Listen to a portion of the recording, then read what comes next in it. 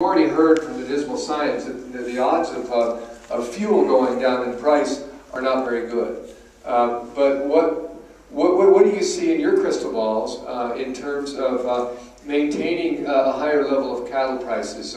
And specifically, how does international demand play on that? I think somebody mentioned it adds about $350 to a cow, but in terms of what you're seeing, we've talked about maybe possibly hearing about the Korean market opening up.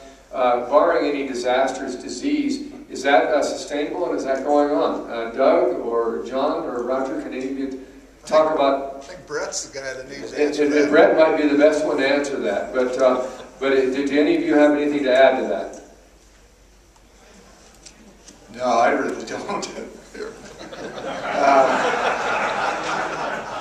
I think what he outlined certainly. I go back to what I mentioned earlier.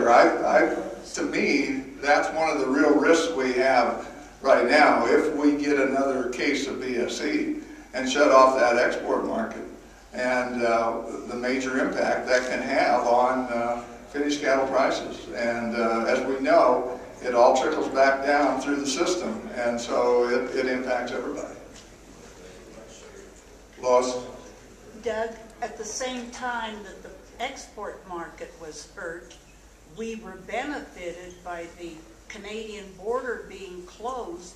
Calves didn't come in from Canada, and we had a high increase in what we received for our calves. That's a selfish viewpoint. That's a great question for Roger Coupal. Yeah. Exporting is absolutely, agriculture is really the prime exporter in this country. Agricultural products, we are it. And but very often it's a two-way street. You can't cut imports. You can't bar imports if you want to continue exporting. And barring issues like BSE and others, as long as we continue that two-way street, we're going to do that. We absolutely have to get these trade agreements in place to do that. As the rest of the world's income starts rising in China and elsewhere, they eat more beef.